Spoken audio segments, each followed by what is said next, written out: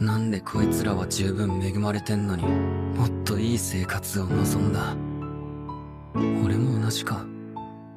ポチタがいる幸せだけじゃ満足できなくて、もっといい生活を夢に見たんだ。そうか、みんな夢見ちまうんだな。じゃあ悪いことじゃねえ。邪魔すんなら死ねえ。